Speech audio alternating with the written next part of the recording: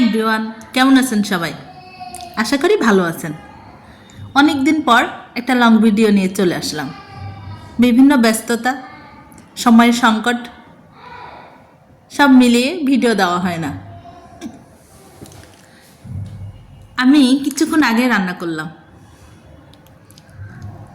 আজকে একদমই ভালো লাগছিল না, একটু ঝাল ঝাল ভাবলাম গরুর মাংস রান্না করি এবং এই মাংসটা আপনাদের সঙ্গে শেয়ার করব। এইভাবে মাংস রান্না করলে আমার খেতে খুবই মজা লাগে, এত পরিমাণ টেস্ট হয়, মুখে লেগে থাকার মতো। চলে যায় মূল রেসিপিতে। প্রথমে আমি বেশি পরিমাণ পেঁয়াজ দিয়েছি। এই মাংস রেসিপিতে অবশ্যই পেঁয়াজের পরিমাণটা বাড়িয়ে দিবেন। পেঁয়াজগুলো লাল লাল করে ভেজে নিয়েছি, সেটা অবশ্যই আপনারা লক্ষ্য করেছেন। পেঁয়াজগুলো ভালো করে ভেজে নিয়ে যখন বেরেস্তা হয়ে যাবে, ঠিক তখনই আমি আদা পেস্ট, রসুন পেস্ট, জিরা পেস্ট দিয়ে ভালো করে কষিয়ে নিয়ে আস্ত রসুন দিয়ে দিয়েছি। ঝাল মরিচের গুঁড়ো, ঝাল কিন্তু স্বাদ অনুপাতে, তবে আমি খুব ঝাল করে রান্না করতে চাই। একটু ঝাল ঝাল গরুর মাংস ভুনা হবে, কি মজা। ধনিয়ার গুঁড়ো, জিরার গুঁড়ো, দারচিনি, এলাচ, তেজপাতা, লং, মাংসের মশলাগুলো একটু বাড়িয়ে দিয়েছি যেন স্মেলটা খুব ওয়াও হয়। এখন আমি ভালো করে কষিয়ে নেব।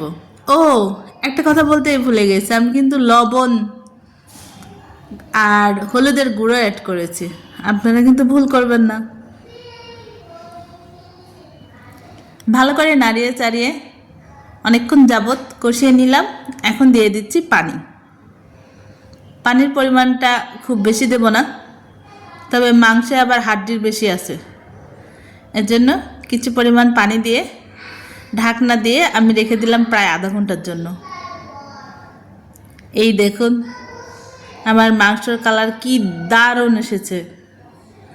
একদম পানি শুকিয়ে নিয়েছে, মোটেও ঝোল থাকবে না, শুধু মাখা মাখা হবে। এখন আমি দিয়ে দিচ্ছি জিরা ভাজার গুঁড়া। এই জিরা ভাজার গুঁড়া দিলে আপনার মাংসের স্মেলটা বহুগুণে বেড়ে যাবে, খেতেও হবে অসাধারণ। মাংসের ফ্লেভার পেতে আপনাকে অবশ্যই ভাজা জিরার গুঁড়া অ্যাড করতে হবে।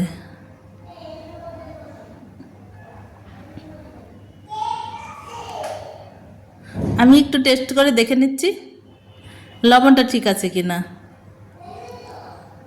এখন মাংসটা খুব লো হিটে হালকা হালকা করে ভাজা ভাজা করে নেব। ওকে বন্ধুরা, ভালো থাকবেন, দেখা হবে নতুন রেসিপি।